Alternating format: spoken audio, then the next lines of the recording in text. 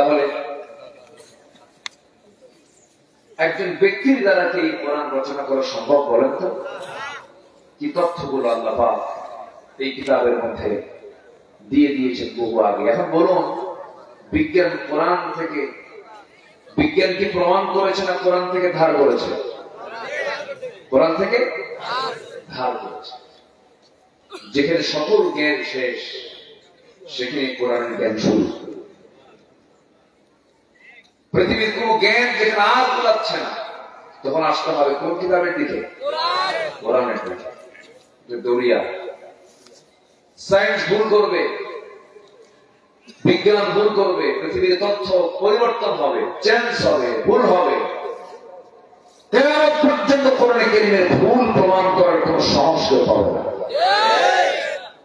এত বড় একটি মজবুত কিতাব থাকার পরেও আজকে মুসলমান হয়ে পুঁজিবাদকে রিসিভ করে, সেকুলারকে রিসিভ করে, ন্যাশনালিজমকে রিসিভ করে, সোশ্যালিজমকে রিসিভ করে, গ্রহণ করে নেয়। মুসলমান তো পৃথিবীর তৈরি করা আইনকে বিশ্বাস করতে পারে না। যদি বিশ্বাস করে, তার ঈমান আছে না গেছে? তার ঈমান আছে না গিয়েছে? তার ঈমান আর থাকবে না। সম্মানিত ভাইরা, বহু কথা আছে, আস্তে আস্তে করে বলি। আমাকে সময় দিচ্ছেন তো নাকি?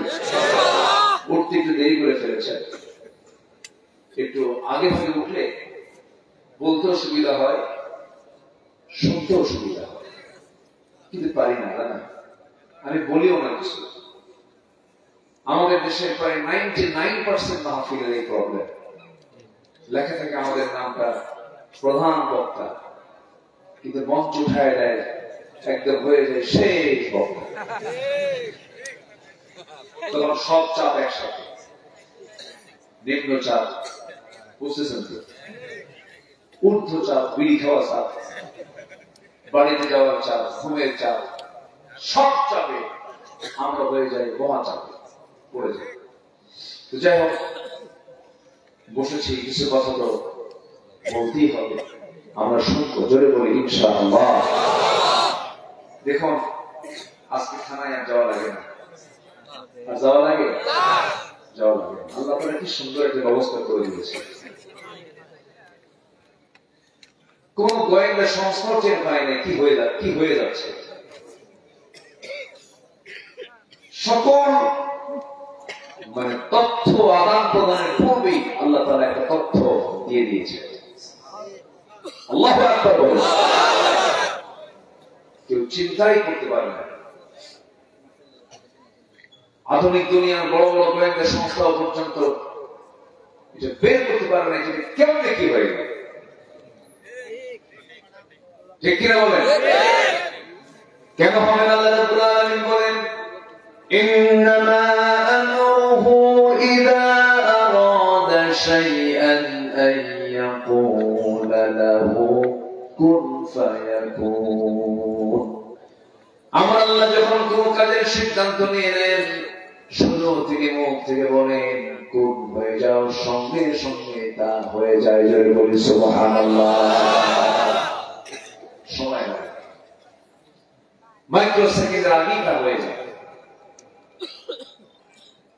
তিনিই তো করেছেন এই পরিবর্তন। হয়তোবা সাথে কিছু বান্দার চোখের পানি আছে না নাই? এমনি এমনি হয়নি তো। কত মজলুমে অন্ধকার প্রকোষ্ঠে থাকা, গোটা রাতের চোখের পানি দিয়ে যায় নামাজ ভিজে যাওয়া, বালিশগুলো ভিজে যাওয়া, কত মজলুমে রক্তগুলো জমিনে ঝরেছে। অনেক কিছু অবদান, অনেক কিছু ত্যাগের বিনিময়ে আল্লাহ তাআলা এটা পরিবর্তন এনে দেন। সম্মানিত ভাইরা, এখন এই পরিবর্তন এসেছে, এখন আমাদের কিছু করণীয়। যারা মুসলমান তাদের আছে না নাই বলেন তো? আসতে দেবেন না? আছে না নাই? যারা জুলুম করেছেন, আমরা তাদের জন্য দোয়া করি।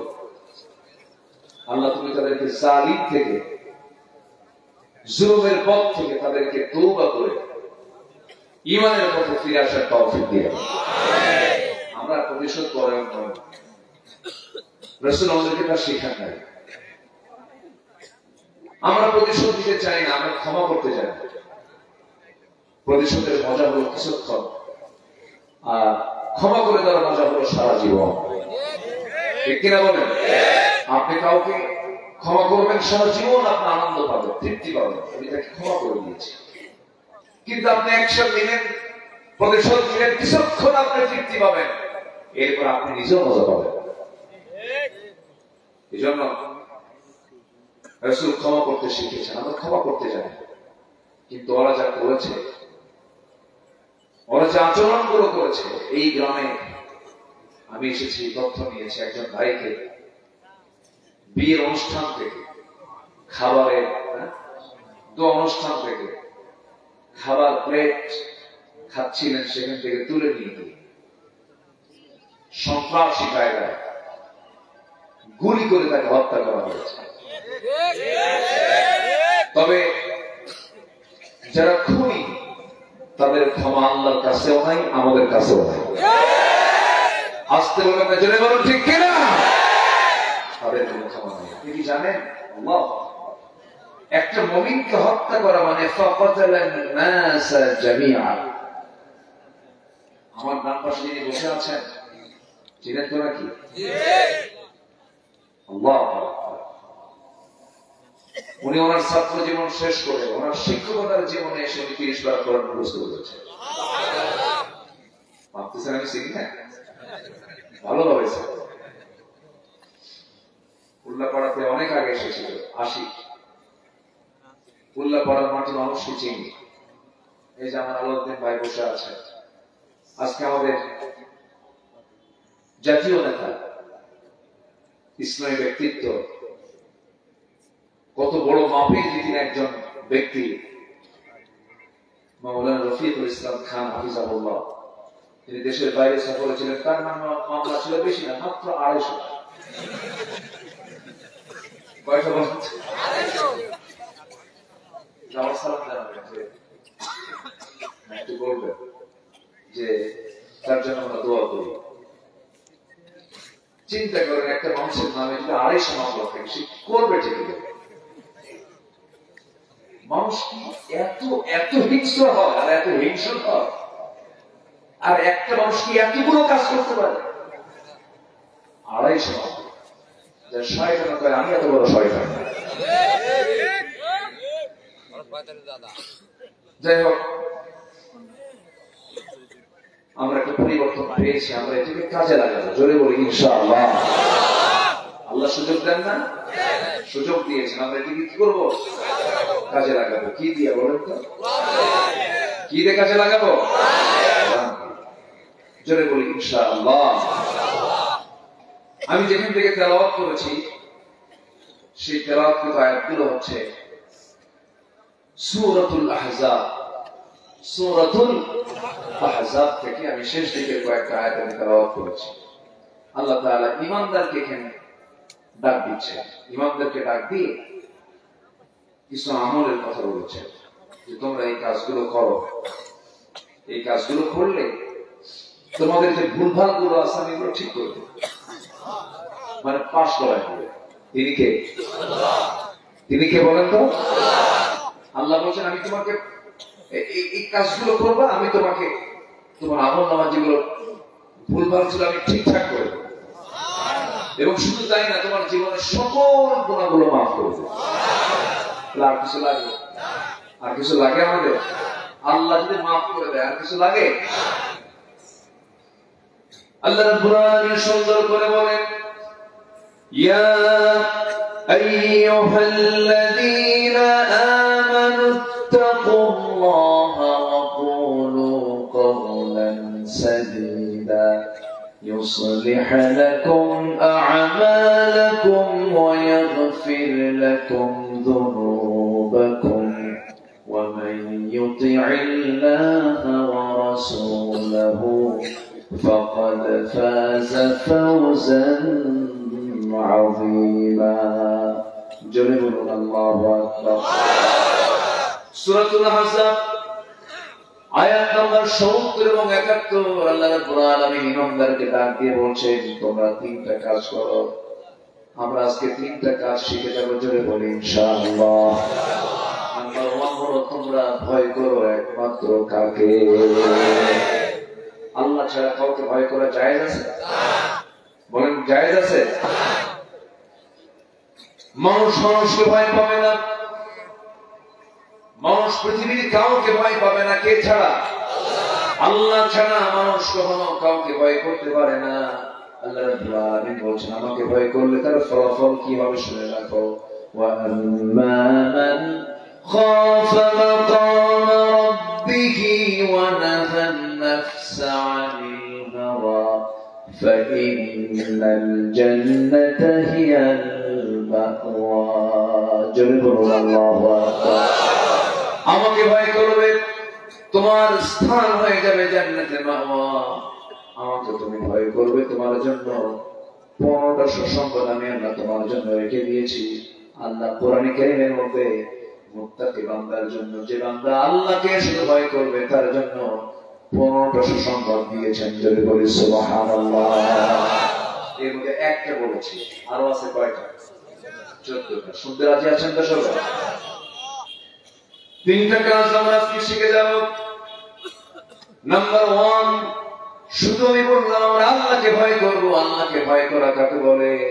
আল্লাহকে ভয় করা মানে হলো আমি যে কোনো কাজ করতে গেলে আগে দেখবো কোনটা হালাল, কোনটা হারাম, কোনটা ন্যায়, কোনটা অন্যায়, কোনটা প্রহিবিটেড, কোনটা লেজিটিমেট, কোনটা বৈধ, কোনটা বৈধ, কোনটা লিগ্যাল, কোনটা ইলিগ্যাল। এটা যদি কোনো বান্দা যদি একটু হিসাব করে যদি ইলিগ্যাল গুলোকে, হারাম গুলোকে যদি মাইনাস করে যদি হালাল গুলোকে গ্রহণ করে, ওই বান্দাকে বলা হয় হলো মুত্তাকি বান্দা। তাহলে তাকওয়া মানে হচ্ছে বিরত থাকা, ওয়াকিয়ত মানে বিরত থাকা কি থেকে? অবৈধ থেকে, হারাম থেকে নিজেকে বিরত রাখা। ধরুন কোন একটা বাস ছাড়া অতিক্রম করবে, গ্রামে বাস ছাড়তে সবাই চেনার কথা। বাসটার সামনে পড়েছে, আপনি বাসটারটা আপনি পার হয়ে ওপারে যাবেন, বাসটার ওই সাইডে যাবেন। বাসটার ভিতরে দিয়ে যদি আপনি চোখ বন্ধ করে দৌড় মারেন, আপনি কি সুস্থ থাকবেন? কেন? বাসের সামনে কি থাকে? ডালপালা থাকে, কঞ্চি। এলাকায় কি হয়? কঞ্চি। আচ্ছা, এই যে বাসটার সাথে যে ডালপালা গুলো থাকে, এগুলো আপনাকে ক্ষতবিক্ষত করে দেবে, আপনি রক্তাক্ত হয়ে যাবে। আপনার চোখ, হাত পা সবগুলো আপনার অঙ্গ প্রত্যঙ্গ ঝুঁকিপূর্ণ হয়ে যাবে। কেন? এই কঞ্চিগুলো, এই ডালপালাগুলো আপনাকে আঘাত করবে। এই জঙ্গল, এই বাসের আপনি পার হবেন কেমনে? চোখটা খোলা রেখে, আল্লাহর দেওয়া 2টা হাত ওই ডালপালাগুলো সরায় দিয়ে দিয়ে দেখে দেখে দেখে দেখে বেছে বেছে বেছে বেছে আপনাকে এই বাসটা অতিক্রম করতে হবে। ঠিক তেমনই জীবনের এই চলাচলে চলতে গিয়ে সুদ আসবে। কি আসবে? এরা কিন্তু সুদ নেই, তাহলে থাকে পয়েন্ট থাকে।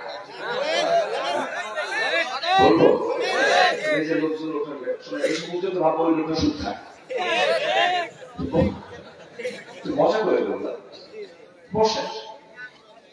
আচ্ছা বলেন তো, এই মাহফিল থেকে আমি তো কথা বলছিলাম মেহমান, তো আমার আগে ওঠা এটা কি মানান না বেমানান?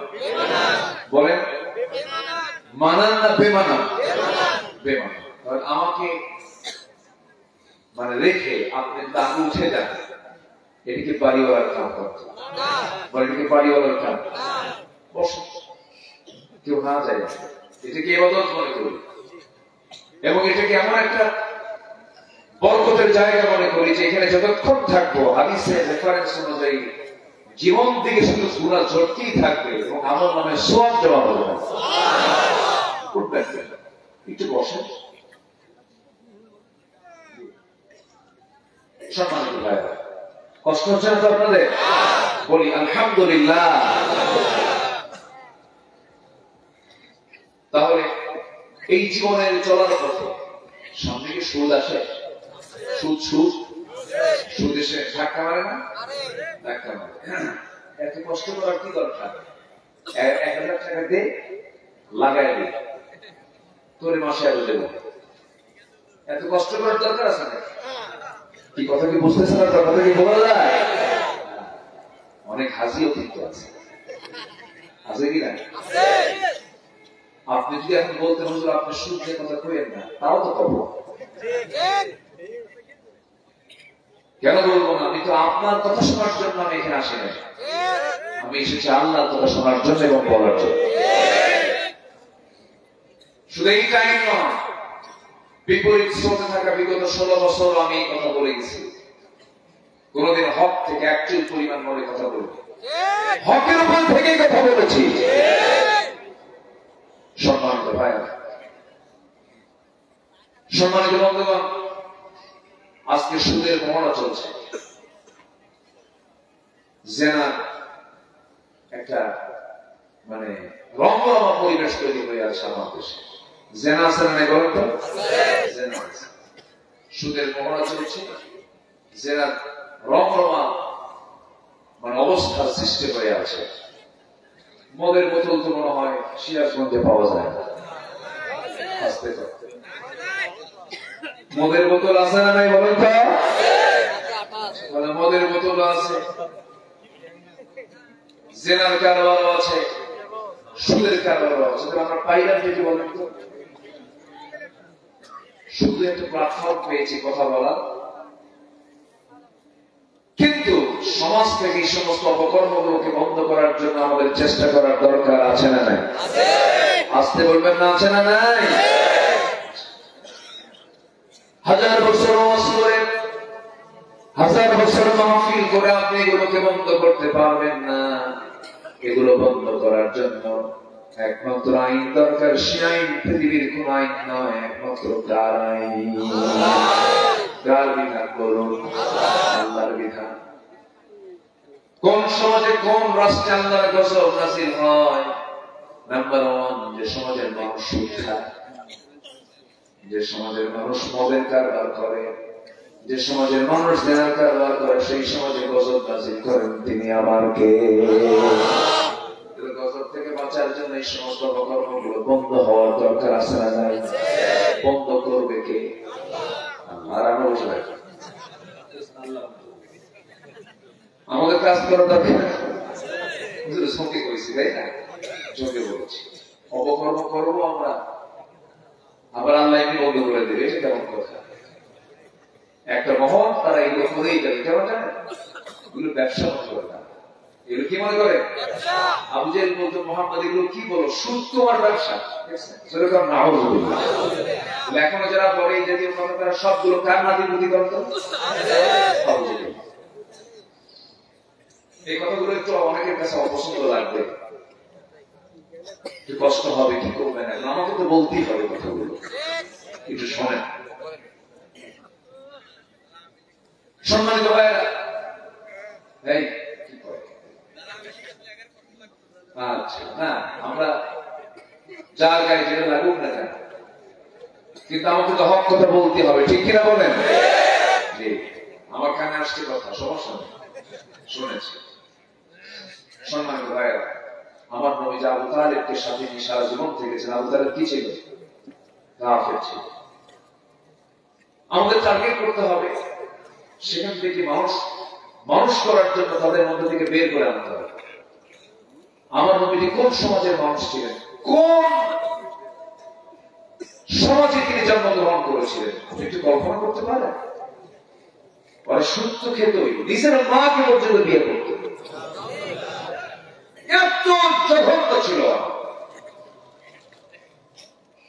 মানে বাপ মাকে তালাক দিছে, স্বপ্ন তালাক দিছে, ছেড়ে যা পরের দিন বিয়ে করে নিয়ে চলে আসছে। এত নোংরা। ওই আইয়ুব জাহেলিয়াতের যুগের মানুষের মাঝে জন্ম নিয়েছিলেন মুহাম্মদুর রাসূলুল্লাহ। আবার সেই একটা অধপতিত সমাজ থেকে, একটি জঘন্যময় সমাজ থেকে রাসূল বের করে আনলেন আবু বকর, ওমর, উসমান, আলী, তালহা, জুবাইর, আব্দুল্লাহ, জাফর, এই সমস্ত জান্নাতের সাহাবীগুলোকে ওই সমাজ থেকে বের করে এনেছিলেন কোন জাদু মন্ত্র দিয়ে নয়, কি দিয়া? আসতে হবে না, কে দিয়ে? নোংরা ছিল। মদের বোতল নিয়ে থাকতো সারাদিন, পানির জন্য মদ বেশি খেত। জেনা ছিল তাদের মৃত্যু নৈমিত্তিক আসলে পোশাক আছে না, বলার মতো লোক আছে। আমার মায়েরা খুব খুশি হতো, ভালো করে মেয়ে সন্তান হলে পরে অনেক বাড়িতে সবচেয়ে মাতো কোন আওয়াজ নাই, কি হয়েছে? আর ছেলে অবসর না, এখন 10 লাখ টাকা বসে আছে, আসে না? পেয়ে বলেন তো না, সন্তান ছেলে হোক মেয়ে হোক বলে ফেলতে হবে আলহামদুলিল্লাহ। কখন একেবারে জন্য মনক্ষুণ্ণ হওয়া যাবে না, কারণ সন্তান ছেলে মেয়ে ইহাবু লিমান ইয়াশাউ ইনাসা ওয়া ইয়াহাবু লিমান ইয়াশাউ যুকুর।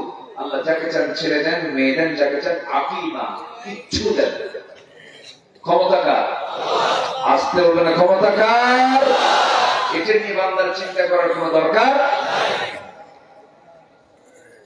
আমার নবীজি 4টা মেয়ের বাবা, রাসূল মেয়েদেরকে খুব পছন্দ করতেন। যেরকম এক সাহাবী নবীর সাথে বায়াত নিলেন, মক্কা থেকে ঘটনা। তো বায়াত নিয়ে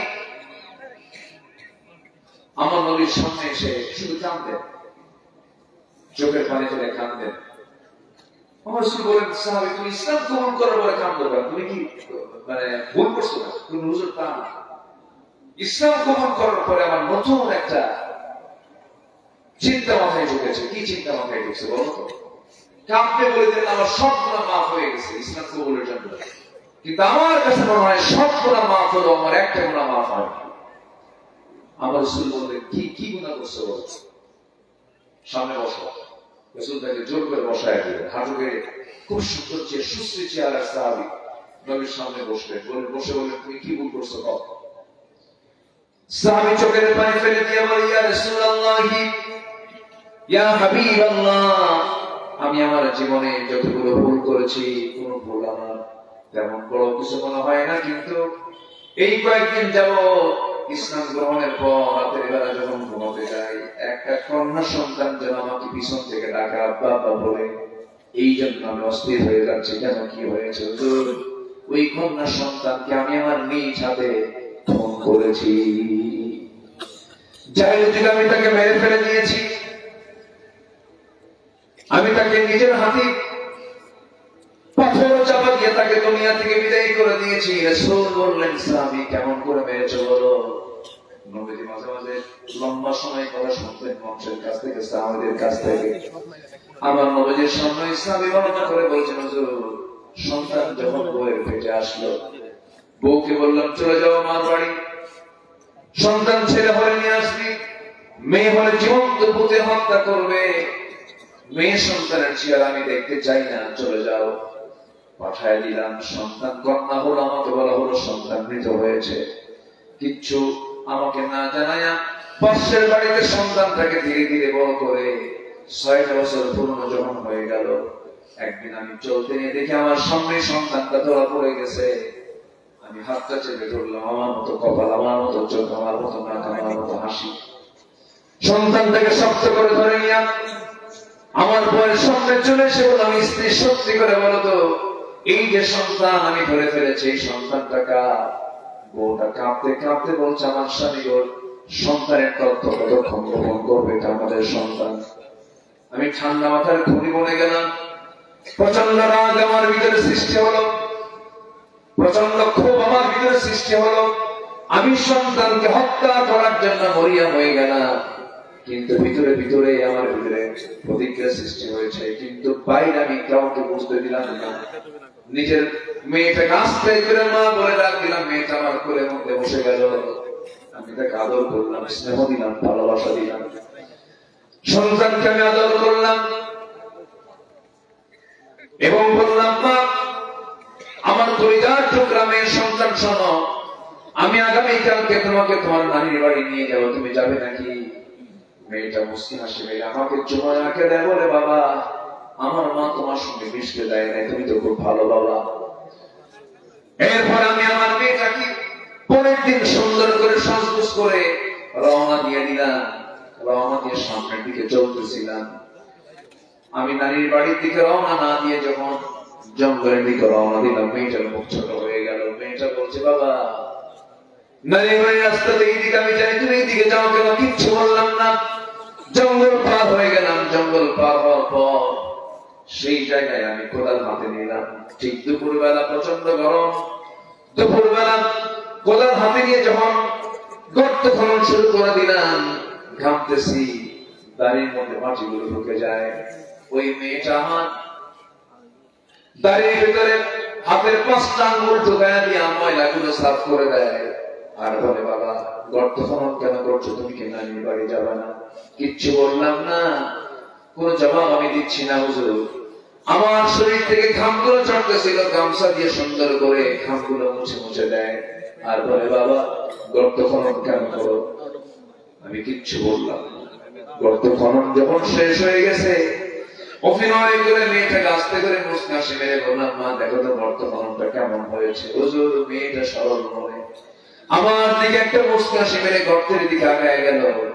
গর্তের কিনারায় গিয়ে উকি মেরে দেখতে লাগলো গর্তের ভিতরের দিকটা। আমি পিছন দিকে চলে আসলাম, চক্ষু বন্ধ করে এত জোরে পিছন দিকে ধাক্কা মারলাম, এক ধাক্কায় গর্তের মধ্যে উপর হয়ে পড়ে গেল। চট করে চিৎ হয়ে দুইটা হাত এক জায়গায় করে বলছে, বাবা বুঝতে পেরেছি মার কথাটাই বাস্তব হয়েছে। আমার মা যা বলেছিলেন তাই আজকে বাস্তব হয়ে গেল। বাবা আমাকে তুমি এই জায়গায় মেরে ফেলার জন্য নিয়ে এসেছো, কিন্তু বাবা তোমার কাছে আমার একটা আরজি। বাবা আমি তো তোমার মেয়ে, আমি তো তোমার সন্তান, তোমার কাছে আমার একটাই শেষ আবদার, তুমি আজকে আমাকে প্রাণে বাঁচায় দাও। আমি তোমাকে ওয়াদা করলাম প্রয়োজনে ভিক্ষা করে খাবো, কিন্তু আমৃত্যু তোমার সামনে আমার চেহারা আমি দেখাবো না। হুজুর এত কোনো নয়, বীর নয়, এত আমার কাছে আবদার করলো, কিন্তু আমার দিলটা করলো না। শিরকিয়াতের কারণে, জিহালাতের কারণে আমি খেপে গেলাম, রেগে গেলাম, প্রচন্ড তীব্র রাগ উঠে গেল আমার ভিতরে। হাতের মধ্যে পাথর নিলাম, পাথর নিয়ে কলিজার টুকরার সন্তানের বুক বরাবর যখন আঘাত করলাম, সিংকি দিয়ে রক্ত বের হওয়া শুরু হয়ে গেছে। মেয়েটা বারবার আব্বা আব্বা বলে ডাকলো, কিন্তু দিন তো গড়লো না। হুজুর পাথর চাপা দিয়া, মাটি চাপা দিয়ে সনমের মতো বিদায় করে দিলাম। হুজুর আমার সারা জীবন মন হয় নাই, কিন্তু আমি কয়েকটা দিন আগে ইসলাম কবুলের পরের দিন থেকে শুরু করে নিয়ে গোটা রাত আমি ঘুমাতে যাই, ঘুমাতে পারি না। যেন মনে হয় পিছন থেকে সেই মেয়েটা আমাকে বারবার ডাকতেছে আব্বা আব্বা বলে। হুজুর আমার মনে হয় এগুলোটা মাফ হবে না। আমার মেয়েটি এইগুলো শুনে সাহাবীকে জড়িয়ে ধরে বলছে, সাহাবী রে, আমার আল্লাহ তো রহমান, আমার রব তো রহিম, আমার রব তো গফফার, আমার রব তো গফুর। অবশ্যই আল্লাহ রাব্বুল আলামিন তোমার জীবন থেকে যে বড় একটা খুন করেছো, এই খুনের গুনাহ দিন গ্রহণের কারণে আল্লাহ রাব্বুল আলামিন মাফ করে দিয়েছে। আমার ভাইরা, এই একটা সভ্য সমাজকে সভ্য সমাজে রূপান্তর করলেন রাসূল। কোন জাদু মন্ত্র দিয়ে নয়, দুনিয়ার কোন তন্ত্র মন্ত্র দিয়ে নয়, একমাত্র আসমানি কিতাব, ঐশী কিতাব কি দিয়া? কি দিয়া? কোরআন। আমরা শব্দ দেখে শেষ করলাম, সব দেখাই শেষ করেছি আমরা। দেশের কল্যাণের জন্য অনেকেই অনেক প্রকার প্রতিশ্রুতি নিয়ে ক্ষমতার মঞ্চে বসেছিল। কেউ এই দেশ শাসন করেছে 25 বছর, কেউ শাসন করেছে 16 বছর, কেউ শাসন করেছে 9 বছর, কেয়ারটেকার গভর্নমেন্টটা করেছে কয়েক বছর। সবাই তো দেখলাম, সবাই তো মুসলমান পরিবারের সন্তান, সবার ধর্মের নাম ছিল ইসলাম, কিন্তু ক্ষমতায় এসে জাহান্নাম থেকে বাঁচানোর জন্য যে ন্যূনতম একটা বিধান, নামাজের একটা বিধান পর্যন্ত সমাজে চালু করতে পারে নাই। তার ফলাফল আজকে নামাজি হলো মাত্র 5%, বেনামাজি হলো 95%। যে নামাজি সরকার যদি সরকার হিসেবে থাকতো, তাহলে এটাই উল্টে যেত, নামাজি হতো 95% আর বেনামাজি হতো 5%। আমরা কি দেখতে চাই না এমন একটা সরকার আসুক যে সরকার সমাজে রাষ্ট্রে নামাজ কায়েম করবে? সবাইকে চান? সবাইকে চান? আমরা সব থেকে শেষ করেছি, আমরা আগামী দেশ দেখতে চাই কোরআনের দেশ।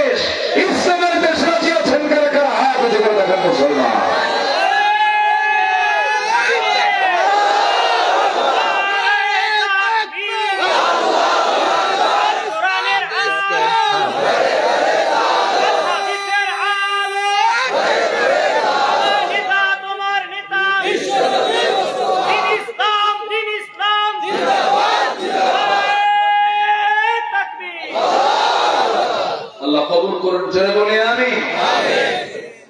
আমার পাশে আমার শাহজাহান ভাই বসে আছে, চেনেন তো নাকি? আজকে উনি বুক উঁচু করে স্বাধীন চেতা হয়ে বসে আছে, এরকম দিন গেছে আমাদের। উনি মাহফিলে গিয়েছেন কিন্তু মঞ্চ উঠতে পারেন নাই, জানেন আপনারা? জানেন না? যারা এই সিচুয়েশন তৈরি করেছিলেন তারা আজকে কোথায়? ইতিহাস থেকে শিক্ষা নিতে হবে। যারা এই যুগে যুগে ফেরাউন সেজেছে তাদের পরিণতি ফেরাউনদের মতোই হয়েছে, ঠিক না? 1600 বছর ফেরাউন পৃথিবীতে বেঁচে ছিল। কত বছর? 1600 বছর। এরাও ছিল 16 বছর। সংখ্যার যা মিল হলো কেমনে বুঝলাম? চরিত্রের মিল আছে, যে চারিত্রিক মিল আছে না নাই? ফেরাউনের কোন দোষ ছিল? একটাই দোষ, ক্ষমতা ছাড়া যাবে। কি ছাড়া যাবে? কি করলো? ইযবিহুনা আবনাআকুম ওয়া ইস্তাহয়ুনা নিসাআকুম। করলো কি? পাইকার ছেলে সন্তানগুলোকে জব করলো। কোরআন বলছে মার পেট চিরে নবজাতক বের করে হত্যা করা শুরু করলো। এমনকি নিজের বউটা পর্যন্ত হত্যা করতে দ্বিধা করেন, শুধু তার এই ক্ষমতা পাকাপোক্ত করার জন্য। জানেন না? জানেন না? ফেরাউনের বউটা কে? আল্লাহু আকবার। কোন করে কে? হ্যাঁ, আল্লাহু আকবার বলো। হ্যাঁ, ফেরাউনের মতো একটা ঘরে পৃথিবীর সবচেয়ে বড় বদমাইশ সেটা, যার নাম কোরআনে আল্লাহ পাক উল্লেখ করেছেন সুখ্যাতি না কুখ্যাতি? বলেন বলেন বলেন বলেন। খ্যাতি কিন্তু দু প্রকার, দুজনকে মানুষ চেনে। ভালো যারা, তাদেরকেও যারা ভালো হয়ে বিখ্যাত, যারা খারাপ হয়ে বিখ্যাত। কুখ্যাত তারা কি? তার স্ত্রী ছিলেন হলো আসিয়া আলাইহিস সালাম। দোষ কি ছিল ফেরাউনের চোখে? যে আমার মন মতো না চললে বড় বিপদ হয়ে যাবে, আমার ক্ষমতার উপরে হুমকি চলে আসবে। তুমি আমার রাষ্ট্রের সেকেন্ড মানুষ, তুমি হলে ফার্স্ট লেডি অফ ইজিপ্ট। এই ইজিপ্টের তুমি হচ্ছে ফার্স্ট লেডি, আমার স্ত্রী তুমি, তোমাকে ওই দিন মানা যাবে না। আসিয়া বললেন আমি আপনার স্ত্রী হতে পারি কিন্তু ঈমান বিক্রি করতে পারি না। সুবহানাল্লাহ। ঈমান বিক্রি করতে পারি না, আমি ঈমান বেচতে পারবো। মাহফিলে কি আসিয়া আসছে? আছে আসিয়া খাদিজা আছে? আল্লাহ কবুল করুন, জোরে বলি আমিন। আমাদের আলোচনা কিন্তু ভাগ করে বলতে হবে। যদি মেয়েদের ব্যাপারে যদি কোনো কথা না আসে, আবার কি বলে দেন, হুজুর কি জবাব করে কিছুই বলবো না আমাদের নিয়ে, এরকম বলে। কিন্তু কোরআন তো সবার জন্য, সব সময় তাদেরও কোরআন পুরুষদের যে ওয়াজ, মেয়েদেরও সে ওয়াজ। কিন্তু যে নাম দিতে হয় একটু আসিয়া খাদিজা, এদের নাম না লেখে মনে আসিয়া আলাইহিস সালাম আল্লাহ নিয়েছেন ইমরাত ফিরআউন ওয়া ইমরাত নূহ ওয়া ইমরাত লূত ওয়া মারইয়াম। আল্লাহু আকবার বলেন। আল্লাহ তাদের নাম নিয়েছেন কোরআনে। শেষ পর্যন্ত ফেরাউন বলে ফেলল আসিয়া শোনো, আমি চূড়ান্ত কথা বলে দিলাম, তুমি আমার বউ হও, সংসার সন্তান সবকিছু আছে, তুমি যদি এটা না ছাড়ো সংসার যাবে, আমার পরিবার যাবে, তোমার জীবন হবে। আসিয়া মুসলিম হাসি মেরে বলেন কি হুমকি দিলেন? আপনি হুমকি দিতে থাকুন, আমি হুমকি শুনতে রাজি আছি, সব দেবো, আমার জীবনটাও দেবো, ঈমান দিতে রাজি নাই। যদি বলি সুবহানাল্লাহ। আর আমরা বিড়ির একটা প্যাকেট পাইলে ঈমান শেষ। এই আছে না নাই বলেন তো? হ্যাঁ, বিড়ি যে কি পরিমাণ খাই যাবে, শিক্ষা আসছে, এখন আরো আসছে। জেলখানায় তো কোনো কথাই নেই, জেলখানা তো চরম বিড়ি চলে, প্রচুর বিড়ি, একটা কাম শেষ হলে আরেকটা কাম, বিড়ির আগুন দিয়ে বিড়ি খায়, এত খাওয়া খায় যাবে।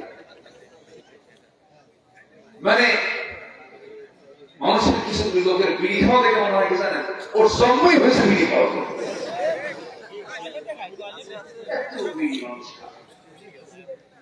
আল্লাহ তুমি সকল নেশা থেকে তাকে হেফাজত করে, জোরে বলি আমি। এই যে ভাই কই, এই যে কই বলেন,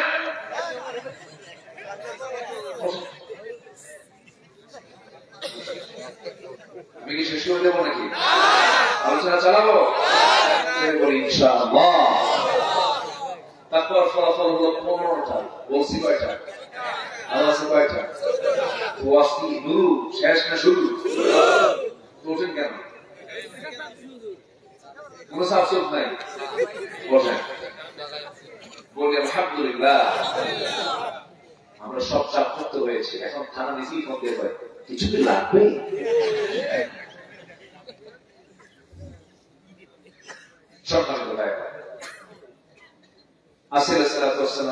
আপনি আমার প্রতি যত হুমকি দিবেন আমার ঈমান তত মজবুত হবে।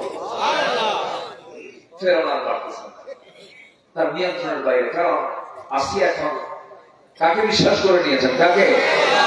তাকে আর পারে কেউ কিছু করতে? ইমানদারের সঙ্গে পৃথিবীর কোন মানুষ পারবে না। যুগে যুগে ইতিহাস তার বড় সাক্ষী। আমার বন্ধুগণ, আসিয়া আলাইহিস সালাম শেষ পর্যন্ত বলে দিলেন, স্বামী আমার, আপনি আমাকে যদি মেরে দুনিয়া থেকে বিদায় করে দেন, আমি আল্লাহর কাছে যাব। আপনি দাঁড়ায় আছে, সামনে ফেরাউন দাঁড়ায় গেছে, বলতেছে আসিয়া এখনো সময় আছে, এখন তুমি ফিরে আসতে পারো। আসিয়া বলছেন, স্বামী আমার, আপনি আমাকে বাঁচার জন্য বলতেছেন, কিন্তু আমি তো শহীদ হতে চাই, কারণ আমি আমার নাকের ভিতরে জান্নাতের ঘ্রাণ পেতেছি। মারে, তারাও নারী, আর এই সমাজের নারীরাও নারী। কি ছিলেন আসিয়া? আচ্ছা বলেন তো, প্রেসিডেন্ট বড় না প্রেসিডেন্টের বউ বড়? চেয়ারম্যান বড় না চেয়ারম্যানের বউ বড়? হ্যাঁ, আপনি যত বড়ই হুজুর হন না কেন, বইয়ের কাছে হুজুরগিরি খাবেন। তুমি কত বড় হুজুর আমার জানা আছে, বসো। কি কথা বোঝেন নাই? বিশেষ পোস্টটা কিন্তু ছোটখাটো প্রশ্ন, অনেক বড় প্রশ্ন। সেই পোস্টকে তিনি কেড়ে করলেন, পাত্তাই দিলেন না। কিসে তোমার ফার্স্ট রেডি? আমার ঈমান আগে বড়। যেরকম সুবহানাল্লাহ। পরিবারকে তিনি ছেড়ে দিলেন, স্বামীকে ছেড়ে দিলেন, দুনিয়ার মায়ের মহব্বত ছেড়ে দিলেন, সব কিছু ছেড়ে দিয়া তিনি গ্রহণ করলেন কাকে? শেষ পর্যন্ত আসসালাম তিনি আল্লাহর কাছে দোয়া করলেন, রব্বি বিনি ইনদাকা বাইতান ফিল জান্নাহ ওয়া নাজ্জিনি মিন ফিরআউনা ওয়া আমালিহি। ও আল্লাহ, তুমি আমার জন্য বানায় দাও একটা ঘর। জান্নাতের মধ্যে অসংখ্য ঘর থাকবে, অসংখ্য গোরফা থাকবে, কামরা থাকবে, কিন্তু তিনি বললেন, না না আল্লাহ, আমি অসংখ্য ঘর চাই না, বড় কোন জান্নাতও চাই না, তুমি আমার জন্য জান্নাতের মধ্যে ছোট্ট একটা ঘর দিবা। বুয়ুতুন বহু বচন, বাইতুন এক বচন। রব্বি বিনি ইনদাকা বাইতান ফিল জান্নাহ, একটা ঘর দিবা, কিন্তু সেই ঘরটা হওয়া চাই তুমি আল্লাহ তোমার ঘরের দেওয়ালের সাথে। জোরে বলি সুবহানাল্লাহ। আল্লাহকে কত কাছে টেনে নিয়েছেন তারা। আল্লাহর সঙ্গে কি তাআল্লুক তাদের মাঝে ছিল, কি মহব্বত তাদের মাঝে ছিল। আসিয়া আলাইহিস সালাম এক পর্যায়ে এই দোয়া করতে করতে যখন তিনি দুনিয়া থেকে বিদায় নিলেন, জান্নাত করলো কি, করাতটা তার কপালে লাগায় দিল, দুই টুকরা হয়ে তিনি শহীদ হয়ে গেলেন। দুনিয়ার নারীদেরকে জানান, ও দুনিয়ার নারী সমাজ, আল্লাহকে মহব্বত করতে গিয়া আমার পরিবার ছেড়ে দিলাম, আমার স্বামী শেষ হয়ে গেল, আমার সংসার তছনছ হয়ে গেছে, সব কিছু মাইনাস করলাম, কিন্তু আমি আমার আল্লাহকে কিন্তু ছাড়ি নাই। জোরে বলি সুবহানাল্লাহ, আরো জোরে বলি সুবহানাল্লাহ। আমার বন্ধুগণ, এই দুনিয়া ছেড়ে আমিও যাব, আপনিও যাবেন, কেউ তো বাঁচার জন্য আসি নাই, তবে তিনটা কাজ আমরা আজকে শিখে যাই, করে যেতে পারি। আল্লাহ তাআলা সূরাতুল আহজাবের শেষ দিকে বলছেন, তিনটা কাজ করো, আমি তোমাকে তোমার সমস্ত গুনাহগুলোকে মাফ করব, এবং সম্মানজনক সম্মান তোমাকে দিয়ে দেব, এবং মহা সাফল্যের সাফল্যবান আমি তোমাকে বানায় দেব। জোরে বলে সুবহানাল্লাহ। আমার বন্ধুর এক নম্বর হলো কার ভয়? আসতে বলবেন না, কার ভয়? আল্লাহর ভয়। মুত্তাকি যদি হতে পারে তার ফলাফল হলো 15টা। এক নম্বর হলো জান্নাত আল্লাহ রাব্বুল আলামিন দিবেন। এরপর আল্লাহ রাব্বুল আলামিন বলছেন, নাম্বার 2 হলো গুনাহ মাফ হয়ে যাবে। কি মাফ হয়ে যাবে? গুনাহ মাফ হয়ে যাবে। বিরাট পুরস্কারের সুসংবাদ দিয়েছেন, যালিকা আমরুল্লাহ। আমার আল্লাহর ওয়াদা হলো, ওয়ামান ইয়াত্তাকিল্লাহ ইউকাফির আনহু সাইয়্যাতিহি ওয়া ইউ'আযিম লাহু আজরা। জোরে বলুন আল্লাহু আকবার। যে ব্যক্তি তাকওয়া অবলম্বন করবে, তার সমস্ত গুনাহগুলো মাফ হবে এবং সম্মানজনক সম্মান আল্লাহ পাক তাকে দান করবেন। জোরে বলি সুবহানাল্লাহ। নাম্বার 3 হলো মাগফিরাতের ঘোষণা।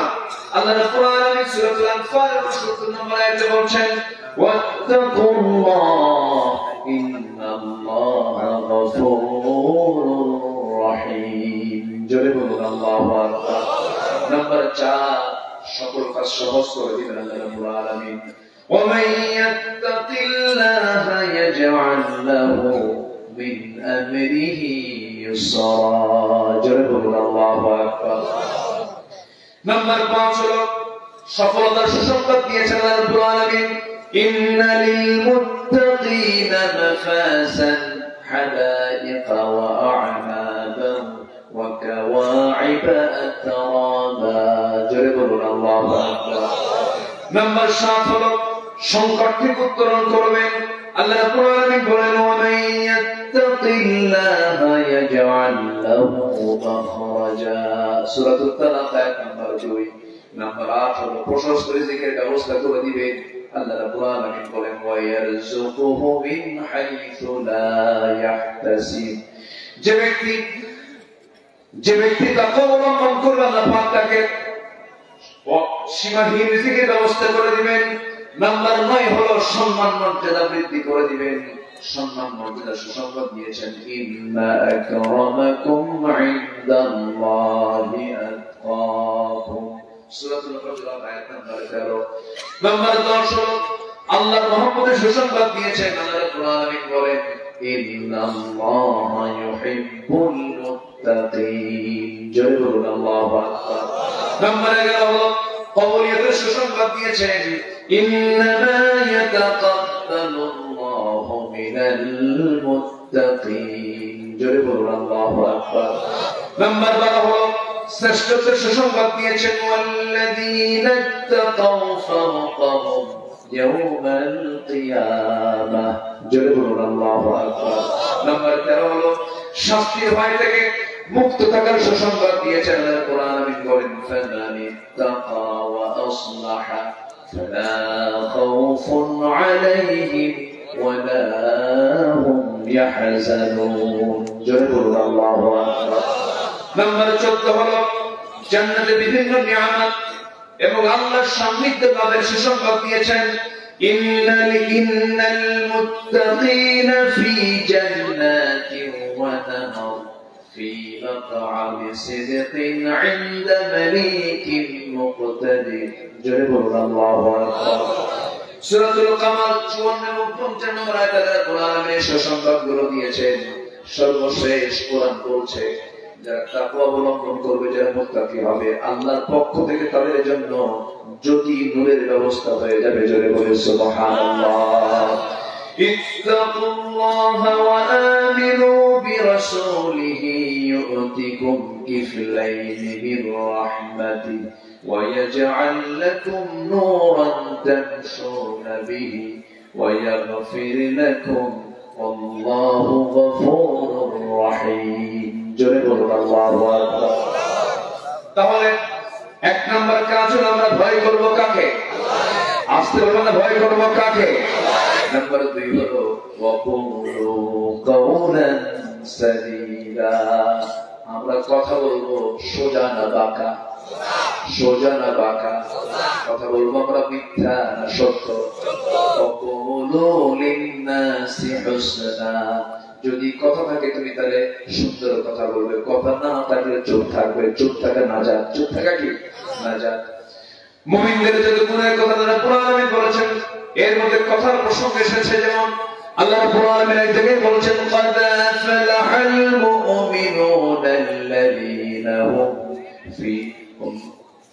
أَفْلَحَ الْمُؤْمِنُونَ الَّذِينَ هُمْ فِي صَلَاتِهِمْ خَاشِعُونَ وَالَّذِينَ هُمْ عَنِ اللَّغْوِ مُعْرِضُونَ। যারা অর্থ কথা থেকে নিজেকে পরিষ্কার রাখবে তারা হলো মুমিন। বাজে কোনো কথা ইমানদার বলতে পারে না। মুমিনের মুখ থেকে কথাগুলো বের হবে দলিল লেখকের লেখার মতো। দলিল লেখক যেমন লিখতে নিয়ে 1000 বার চিন্তা করে আর লেখে যেন একটা ভুল না হয়। দলিল বাজেয়াপ্ত হয়ে যাবে। যে ইমানদার ইমান, যে ইমান আনে সে ব্যক্তি কখনো মুখ থেকে বাজে কোনো কথা বলবে না। এক একটা কথা যখন বলবে 1000 বার চিন্তা করে তারপরে একবার কথা বলবে। এই পৃথিবীতে একজন মানুষ তার জীবনে একটা মিথ্যা কথা কোনোদিন বের হয় নাই, তিনি হচ্ছেন জনাবে মুহাম্মদুর রাসূলুল্লাহ। আমার রাসূল কোনোদিন একটা মিথ্যা বললেন না। আমরা তার উম্মত, মিথ্যা কি বলা যাবে? আস্তে মিথ্যা কি বলা যাবে? অনর্থক কোনো কথা বলা যাবে? বাজে কোনো কথা বলা যাবে? আলা উনাব্বিউকুম বিআকবারিল কাবাইর। ও আমার সাহাবীরা, আমি কি তোমাদেরকে বড় বড় কবিরা গুনার কথা বলবো না? হুজুর বলেন।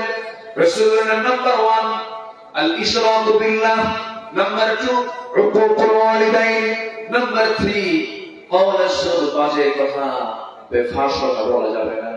এই 16 বছর যত কথাগুলো শুনেছি আমরা রাষ্ট্রযন্ত্রের মহল থেকে, সুন্দর সোজা কথা না বেফাস কথা? বলেন বলেন বলেন। খেলা এটা কোনো কথা বলে? এটা কোনো ওয়াইটফুল, এটা কোনো দামি মানুষ, বিশেষ মানুষের কোনো কথা হতে পারে? বলেন। হাস্যকর বাজে বেফাস কথাগুলো আমরা শুনেছি 16 বছর। একটা অনিসলামী দলের নেতা বলে, অনিসলামী দলের নেত্রী বলে যে আমরা যদি আগামীতে নির্বাচিত হতে পারি, আমরা আমাদের দেশটাকে মদিনার সনদে দেশ চালাবো। অনিসলামী দলের নেতৃত্ব মদিনার সনদে দেশ চালাবো। মদিনার সনদে দেশ চালায় না, আবার মোদির সনদে দেশ চালিয়েছিল না।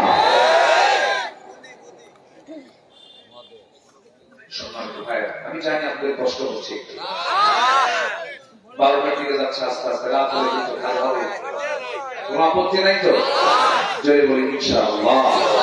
তাহলে মুখ থেকে যা কথা বলবো আপনারা মিথ্যা না সত্য? মিথ্যা না সত্য? সত্য কথা বলবো, মিথ্যার ধারে বসে আমরা যাবো না। জয় বলি ইনশাআল্লাহ। যার মুখ থেকে মিথ্যা বের হবে না, তার সে যে দোয়া করবে সেই তো আল্লাহর দরবারে মঞ্জুর হয়ে যাবে। সবচেয়ে বড় পীর কে জানেন? সবচেয়ে বড় বুজুর্গ সেই যার মুখ থেকে মিথ্যা বের হবে। সেই মুখটা পরিচ্ছন্ন, সেই জিহ্বা জাহান্নামে যাবে না যে জিহ্বাতে মিথ্যা বের হয় না। মারাত্মক ব্যাপার, বিশাল একটা আমল এটা। এক সাহাবী এসে বললেন, হুজুর আমাকে একটা আমল শিখে বসে বলে, তুই মিথ্যা কথা ছেড়ে যা, তুই না যা করি। যেরকম সুবহানাল্লাহ। কি বললেন? কয়টা আমল বললেন? একটা আমল।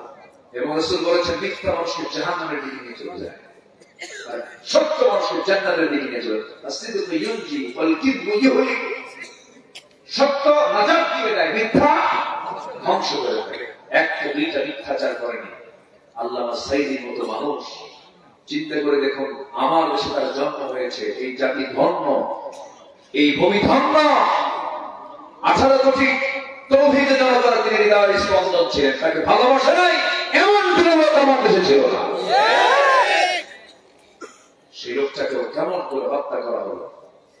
আমরা তাফসীর মাহফিলের এই প্ল্যাটফর্ম থেকে জানান দিতে চাই, বিশ্বনন্দিত, জননন্দিত মাজলুম 13 বছর কারাগার থেকে 2023 সালের 13 অগাস্টে চিকিৎসার নাম করে জেলখানা থেকে বের করে হসপিটালে ভর্তি করায়া মেডিকেল টিম নামে কিলিং টিম তৈরি করে পয়জনিং করে বিষ প্রয়োগ করে তাকে হত্যা করা হয়েছে। তাফসীর মাহফিলের প্ল্যাটফর্ম থেকে জানান দিতে চাই, অবিলম্বে সেই কিরাতদের ধরুন গ্রেফতার করুন, চূড়ান্ত শাস্তি নিশ্চিত করা হোক।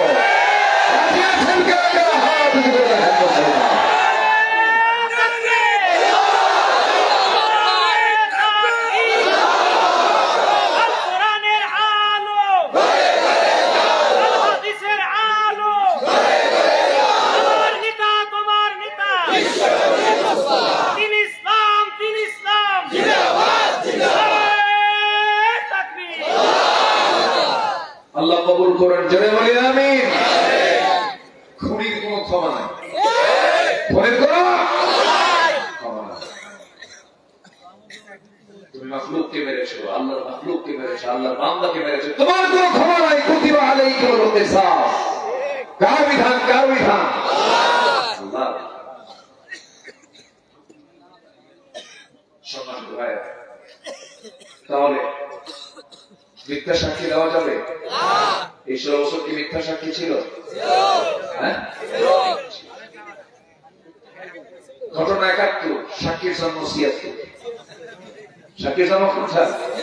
দেখলো কেমনে? রুহের জগৎ থেকে। কিসের জগৎ? রুহের জগতের সাক্ষী ছিল। এগুলি করেছে তারা।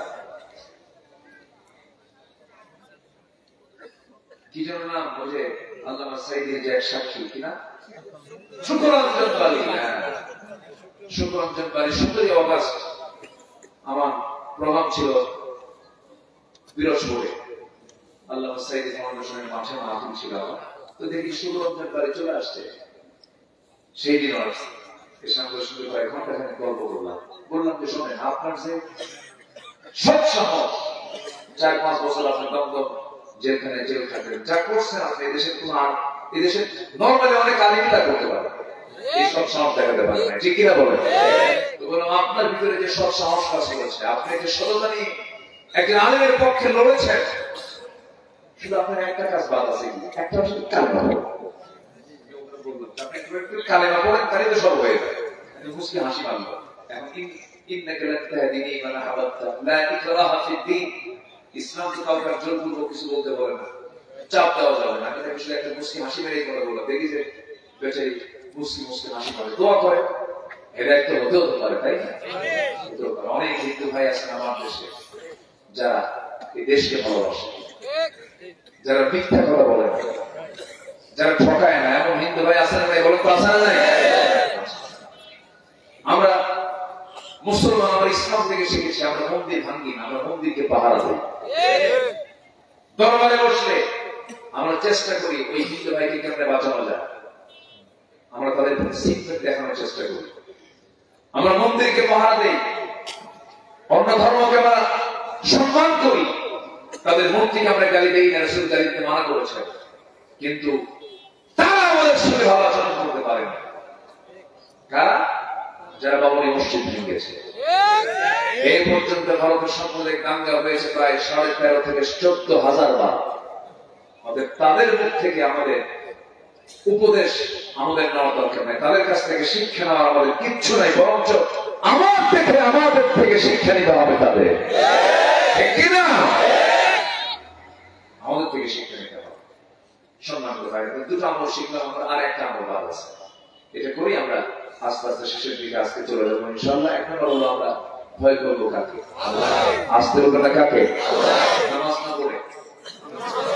সবাই কি নামাজ পড়তে রাজি আছেন? সবাই কি নামাজ পড়তে রাজি আছেন? ন্যূনতম কোয়ালিটি হলো ইমানদারের একদম কথা বলবো। আল্লাহ তাআলা এখন এই কথা বলেই আয়াত শেষ হয়েছে, কিন্তু কথা শেষ হয়নি। ওয়াকুলু কওলান সাদীদান ইউসলিহ লাকুম। আয়াত শেষ, 70 নম্বর আয়াত সাদীদা বলে শেষ হয়েছে, কিন্তু কথা এখনো শেষ হয়নি। এবার আল্লাহ তাআলা বলছেন কি? ইউসলিহ লাকুম আ'মালাকুম ওয়া ইয়াগফির লাকুম যুনুবাকুম। যদি তুমি দুইটা কাজ করতে পারো, আল্লাহ তোমার সমস্ত আমলগুলোকে ইসলাহ করে দিবেন, সংশোধন করে দিবেন। শুধু তাই নয়, তোমার জিন্দেগীর যানবুন, এক বচন যুনুব, বহু বচন তোমার জীবনের যত গুনাহগুলো আছে, সমস্ত গুনাহগুলো আমার আল্লাহ মাফ করে দিবেন। চিন্তা করছে কত বড় একটা অফার। তোমার জীবনের অর্জিত তুমি যত গুনাহ করেছো, সব গুনাহগুলো মাফ হয়ে যাবে যদি সত্য কথা বলতে পারো, যদি তাকওয়া অবলম্বন করতে পারো। আল্লাহ এরপরে বলছেন, বান্দারে আরেকটা কথা জেনে রেখে দে, আমার আরেকটা হুকুম জেনে রেখে দে।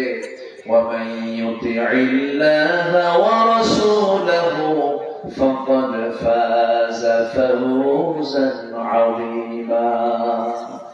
যারা আল্লাহ এবং নবীজির আনুগত্য যারা করবে, ইত্তেবা যারা করবে, তাদের জন্য রয়েছে মহা পুরস্কার। মহা পুরস্কার কার কথা? فَقَدْ فَازَ فَوْزًا عَظِيمًا। বিশাল পুরস্কারে পুরস্কৃত হয়ে যাবে তারা, যারা এই আনুগত্যের জায়গায়, যারা আল্লাহ এবং রাসূলকে যারা রাখবে। সাহাবীরা রাসূলকে কি পরিমাণ মহব্বত করেছেন, কি আনুগত্য করেছেন। একজন সাহাবীর কথা এই মুহূর্তে আমার মনে পড়ল, আব্দুর রহমান ইবনে আউফ। আব্দুর রহমান ইবনে আউফ রাদিয়াল্লাহু আনহু, তিনি একজন বিলিয়নার ছিলেন। কি ছিলেন? বিলিয়নার। কোটি কোটি টাকার মালিক ছিলেন। আমার নবীজি মক্কা ছেড়ে যখন মদিনার দিকে চলে গেলেন, আব্দুর রহমান ইবনে আওফ বড় একজন এক্সপোর্টার ইম্পোর্টার ছিলেন, বড় ব্যবসায়ী ছিলেন। সমস্ত ব্যবসা বাণিজ্য বাচ্চা সব কিছু রেখে তিনি রাসূল যেদিকে চলেছেন তিনিও সেই দিকে চললেন। নবীর সঙ্গে মদিনায় চলে গেলেন। রাসূল একদিন তাকে দেখলেন একাকী বসে আছে, ফকিরের মতো মসজিদের সামনে বসে আছেন। মসজিদ নববীর সামনে তিনি একাকী বসে আছেন। রাসূল তাকে দেখে কেঁদেই ফেললেন। কেঁদে ফেলে বলছেন, আব্দুর রহমান রে, মক্কায় দেখেছি তোমার বড় বড় ব্যবসা ছিল, তোমার বউ আছে, বাচ্চা আছে, বউ বাচ্চাগুলোকে সব রেখে নিয়ে এত বড় ব্যবসা বাণিজ্য ছেড়ে দিয়া তুমি মদিনায় এসে আজকে ফকির হয়ে গেছি, তোমার কি কষ্ট হয় না? মুস্কি হাসি মেরে রাসূলকে লক্ষ্য করে বলছেন, ইয়া রাসূলুল্লাহ, আমার দুঃখ কিসের, কষ্ট কিসের? যে জায়গায় এসে আমি আল্লাহকে পেয়েছি, রাসূলকে পেয়েছি, এর চাইতে বড় প্রাপ্তি আমার জীবনে আর নাই। ফাকাদ ফাযা ফাওজান আযীমা। আমার নবীজি এবারে আব্দুর রহমান, তোমার তো যৌবন আছে, তোমার তো বিয়ে করা দরকার, তোমার তো কষ্ট হচ্ছে, আব্দুর রহমান তুমি কি বিয়ে করবে না? হুজুর, বিয়ে তো করা দরকার, প্রয়োজন আছে। রাসূল বললেন, তোমার তো ব্যবসা করা দরকার, কিছু বাণিজ্য করা দরকার। আমার নবীজি এই কথা বলে তিনি চুপ থাকলেন। হঠাৎ করে দেখেন একজন আনসার সাহাবী সামনে দাঁড়ায় গেছেন। রাসূল বলছেন, আনসার সাহাবী এদিকে আসো। তুমি তো তোমার সাহাবী, এই যেমন আব্দুর রহমান খুব প্রিয় সাহাবী আমার, খুব কাছের মানুষ আমার, দেখো তো আব্দুর রহমানের জন্য কিছু করা যায় নাকি? হুজুর, আমি দেখবো, আপনি বলেছেন যখন ঘোড়ার পিঠে তাকে চড়ায় নিয়ে মদিনার সবচেয়ে বড় বড় দুইটা খেজুর বাগান তাকে দেখা দিয়ে বললেন, ভাই রে, এই দুইটা খেজুর বাগানের মালিক আল্লাহ পাক আমাকে বানিয়েছেন, আপনার যে বাগান পছন্দ হবে এই মুহূর্তে আমি সেই বাগান আপনার নামে দলিল করে দেব। আব্দুর রহমান বলছেন, ভাই আর কি করবো বলো? এবার বলছে, আমার বউটা দুইটা, আমার দুইটা বউ, এক বউ হলেও চলবে, তোমার তো বউ নাই, দুইটা বউয়ের যে কোনো একটা বউকে আমি তালাক দেব, তুমি আমার বউটাকে তোমার বউ বানায় দিবা। আল্লাহু আকবার বলেন। আব্দুর রহমান ইবনে আওফ বললেন, ও আমার আনসার ভাই, তোমার খেজুর বাগান আমার দলিল করে দিতে হবে না, তোমার বউটাকে আমার জন্য তালাক দেওয়া লাগবে না, আমাকে বাজার দেখা যায়, একটু ব্যবসা শিখায় দাও। বাজার দেখা দেওয়া হলো, ছোট্ট একটা ব্যবসা শুরু করে দিলেন। সেই ছোট্ট ব্যবসায় ব্যবসা করে তিনি কয়েক রতি সোনা কামাই করেন, কয়েক রতি আনিও না, কয়েক রতি সোনা কামাই করলেন। সোনা কামাই করলেন, কিছু টাকা জমা হলো। বিয়ের উদ্দেশ্যে একজন মেয়েকে দেখতে গেলেন, পছন্দ হলো, বিয়ে শরীর করে নিলেন। 3 দিন 4 দিন আব্দুর রহমানের কোনো খবর নাই। নবীর সামনে 4-5 দিন পরে নবীর সামনে আসতে করে বসে গেলেন। সুন্দর কাপড় গায়ে, তার গন্ধ সুগন্ধ ছড়াচ্ছে। রাসূলকে সালাম দিচ্ছেন। রাসূল মুসলিম আসলে জবাব দিয়ে বলছেন, আব্দুর রহমান, তোমার চেহারায় কেমন যেন মনে হচ্ছে, তোমার পোশাকে কেমন যেন মনে হচ্ছে, তুমি একটা কিছু ঘটাইছো, বিয়ে করছো নাকি? হুজুর, বিয়ে করছি। আমার দাওয়াত দিলেন, হুজুর বনি ছিল কি? এরকম হয় কিন্তু অনেক কাছের মানুষ অনেক সময় গিয়ে সময় বাদ করবো, হয় না? এরকম হয়।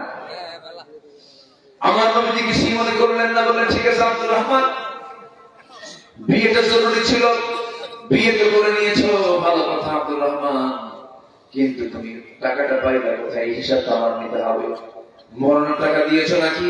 হুজুর, মহারণের টাকা আমি দিয়েছি। টাকা পাইছো কোথায় হুজুর? ওই যে একজন আমাকে ব্যবসা শেখায় দিয়েছে, আনসার সাহাবী, কয়েক কোটি সোনা কামাই করেছি, ওই কয়েক কোটি সোনাটা বউটাকে মহারণার সুযোগ দিয়া আমি তাকে রানী বানায় ধরে নিয়ে আসছি। সুবহানাল্লাহ বলবেন না? আমার নবীজি সঙ্গে সঙ্গে দোয়া করলেন, আকাশের দিকে তাকায় বলছেন, ও আল্লাহ, আমার আব্দুর রহমানের পরিবারে এবং ব্যবসায় বরকত দিয়ে দেয়। এই দুইটা দোয়া যখন করলেন, আল্লাহ পাক তার পরিবারে এমন বরকত দিয়েছেন, মৃত্যুর সময় তিনি দুনিয়াতে 13টা সন্তান রেখে গেছেন। কয়টা সন্তান? এবং এত পরিমাণ সম্পদ তিনি দুনিয়াতে রেখে গেছেন। যুদ্ধের ময়দানে এই আব্দুর রহমান আওফ তাবুক অভিযানের সময় তিনি 3 বস্তা সোনা দান করেছেন। কয় বস্তা? 3 বস্তা। এবং তার ইন্তেকালের পরে আব্দুর রহমান ইবনে আওফ বদরের সাহাবী ছিলেন, বদরের যুদ্ধে অংশগ্রহণ করেছেন। এই আব্দুর রহমান আওফ যখন দুনিয়া থেকে বিদায় নেন, তার সন্তানগুলো সম্পদ বন্টনের সময় হাত দিয়ে নাই, কুড়াল দিয়ে কেটে কেটে তারা সোনা ভাগ করেছে। কি দিয়ে? কুড়াল দিয়ে কেটে কেটে সোনা ভাগ করেছে। আমার রাসূল দোয়া করেছেন, আল্লাহ তুমি আমার আব্দুর রহমানের ব্যবসায় বরকত দিয়ে দাও। মানে এই দোয়ার পরে উনি ছায়া হাত দিয়ে ছায়া শোনা হয়েছে। আল্লাহু আকবার বলেন। সম্পদ বলে তো বাধা নাই। আমার নবীর একজন জামাই ছিলেন খুব ধনী, তার নাম কি? ওরে ওয়াস্ত সবাই এই তো সবাই তো পারেন, শুধু একটু স্মরণ করে দেওয়ার জন্য। বিশাল সম্পদের পাহাড় তার ছিল। একদিন রাসূলকে বলছেন, হুজুর এত সম্পদের ভালো লাগে, আপনি দোয়া করেন আমার সম্পদ যেন কমে। আচ্ছা এরকম ধনী কি এখন ভালো আছে? আচ্ছা আমি তো আমার জীবনে পাই নাই যে কোনো ধনী এসে বলে হুজুর আপনি আমার দোয়া করার সম্পদ যেন শেষ হয়ে গেছে। এরকম তো কেউ বলে না। হুজুর আপনি আমার সাথে দোয়া করে আমার সম্পদ যেন কমে যায়। তাই আচ্ছা ওসমান তুমি, আমি একটা প্রশ্ন করি, কি তুমি খাও কেমনে বলো তো? হুজুর আমি জমিনে, আমি যদি উটের পিঠেও বসে খাওয়া শুরু করি, উট চলতেছে আমি খাচ্ছি, ওই সময় আমার হাত থেকে একটা দানা পড়ে যায়, দানা একটা খাবারের একটা ছোট্ট একটা দানা যদি পড়ে, আমি উটকে বসায়া ওই দানা হাতে তুলে ধুইয়া করে খাই। রাসূল বলেন ওসমান সম্পদ কমবে না, দোয়া করে খাওয়াবে না, তোমার সম্পদ বাড়বে। যদি বলি সুবহানাল্লাহ। সম্পদ বলি কোনো বাধা আছে? সম্পদ হতে হবে লিগ্যাল না ইললিগ্যাল? লিগ্যাল ওয়েতে বলে কোনো বাধা নাই, কারণ সম্পদ বেশিতে দুটো আমল বেড়ে যায়, হজ বেড়ে গেল, যাকাত বেড়ে গেল, ঠিক কিনা বলেন? দান খয়রাত বেড়ে গেল, সাদাকা বেড়ে গেল, তাহলে কত উপকার না? আমরা রং কনসেপ্ট নিয়ে আমাদের মাঝে মাঝে কিছু হুজুরদের ভিতরে, কিছু আলেমদের ভিতরে কিছু রং কনসেপ্ট আছে। রাসূল শুধু শুধু ফকির ছিলেন, না খায় থাকো, অভাব অনটন এগুলো দিয়ে সবকিছু শেষ করে দেয়। কিন্তু ইসলাম মানে সচ্ছল নয়। ইসলাম যদি জমিনে কায়েম হয়, সকল অভাব ইসলামের জন্য দূর হয়ে যাবে, ঠিক কিনা বলেন? ইসলাম মানে অভাব নয়, ইসলাম মানে অসচ্ছল নয়, ইসলাম মানে সকল অসচ্ছলতা অভাব ইসলামই দূর করে দেবে। কারণ ইসলামটা দিয়েছেন কে? আসতে বলে না কে দিয়েছেন? আল্লাহ দিয়েছেন। চোরের হাতে টাকা টাকা ভালো না আল্লাহর হাতে টাকা টাকা ভালো? আমার দেশে কাজের হাতে টাকা বলেন বলেন, শুধু চোর না টাকা? ওরা কি পুকুর চোর না সাগর চোর? কিছুই হয় না। 11 লক্ষ কোটি টাকা দেশ থেকে পাচার করে নিয়ে চলে গেছে। কি দেশ প্রেমিক, ঠিক আছে? কি দেশ প্রেমিক? আমরা সুযোগ ওদের হাতে দেব না, আমরা চোর ডাকাতদের হাতে সুযোগ করে দেব না। বুকের কাজা প্রাণ ফেলে দেব, বাতিল শক্তির কাছে মাথা নত করবো না। আমরা জয় বলি ইনশাআল্লাহ। আনুগত্য করতে হবে দুজনের, এক নাম্বার কে? নাম্বার 2 হচ্ছে মুহাম্মদ সাল্লাল্লাহু আলাইহি ওয়াসাল্লাম। সম্মানিত ভাইরা, আমি কথা বাড়াবো না। প্রচুর ঠান্ডার ভিতরে আমি কিন্তু খাই নাই আজকে আলোচনা, বুঝলাম গরম বলি আলহামদুলিল্লাহ। এটাই যে শীত কম হয়, তাহলে শীত বেশি লাগছে। জি, শীতের মধ্যে মজা আছে, আনন্দ আছে, বলি আলহামদুলিল্লাহ। জি, বাড়িতে মা বোন আছেন নাই বলেন তো? মা বোন আছে, তারা কি পর্দা করে? মার্কেটে যায় না? কি বলবো বলতে,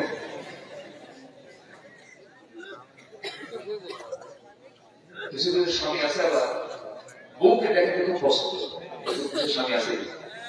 কিছু পুরুষ লোক আসলো বাড়িতে, বউ বলে যা চা খেয়ে আসা, এরকম আসা আসা না, চা খাও, বউকে দেখে খুব পছন্দ করে। আবার কিছু কিছু আছে হুন্ডাই চলে ঘোরা। এখন তো লেটেস্ট কিছু হুন্ডা আছে না, R15 latest version. Passenger seat হলো 3 তলা আর ড্রাইভিং সিট হলো আন্ডারগ্রাউন্ড, ঠিক আছে না?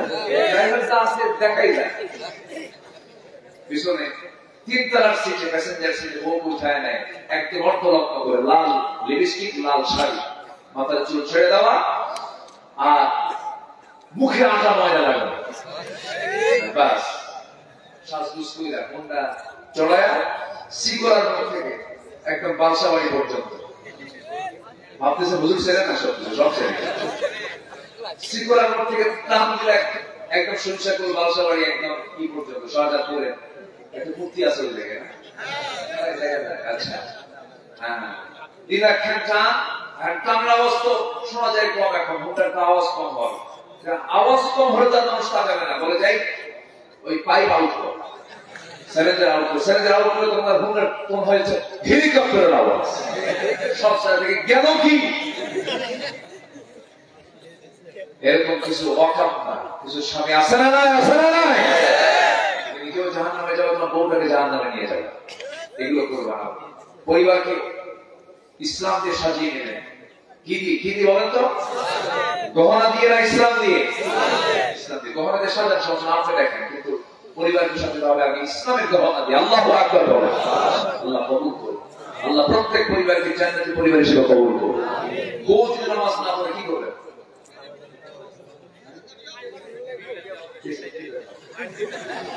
পারবে? যে কইছে আমার মনে সে গিয়ে করে। যারা বিয়ে করছে তারা কখনো কবে মারতে হবে? মারা একটা সস্তা, বউকে মারা একটা সস্তা ভাবছে। একটু কথা বলি তো 3 দিন কথা চলে, মারতে গেলে খবর আছে। হ্যাঁ, বহুত কিছু। বউ তো বরকতে, স্ত্রী হচ্ছে নিয়ামত, বলি আলহামদুলিল্লাহ। নিয়ামত আঘাত করবেন কেন? শুধু বলবেন নামাজ পড়ো না কেন? 4 কারণে স্বামী তার স্ত্রীকে শাসন করতে পারবে। কয় কারণে বলেন তো? 4 কারণে মারতে পারবে। আমার মায়ের এখন মনে মনে চিন্তা করছে, হুজুর এতক্ষণ তো লাইন ঠিকই ছিল, শেষে কি স্বামী হাতে লাঠি তুলে দিয়ে গেলেন? 4 কারণে। কয় কারণে বলেন তো? নাম্বার 1, যদি নামাজ না পড়ে। নাম্বার 2, যদি রোজা না রাখে। নাম্বার 3, যদি পর্দায় না থাকে। নাম্বার 4, যদি স্বামী আনুগত্য না করে। এই 4টা কারণে মারতে পারবেন। কিন্তু মারতে গেলে মুখে মারা যাবে না, চোখে মারা যাবে না, কানে মারা যাবে না, মুখের কোন অংশে মারা যাবে না, মুখের সাইডে মারা যাবে না। মারতে গেলে আপনি মারতে পারেন, কিন্তু সেই মারটা হতে হবে সেই লাঠি যেটা আপনার পকেটে থাকে। 9 ইঞ্চি মেসোয়ার। 9 ইঞ্চি মেসোয়ার দিয়ে যখন কোন স্বামী তার বউকে মারতে নেবে, যদি কোন মানুষ ওই চিত্র দেখে তখন সে রাগ করবে না, হাসবে।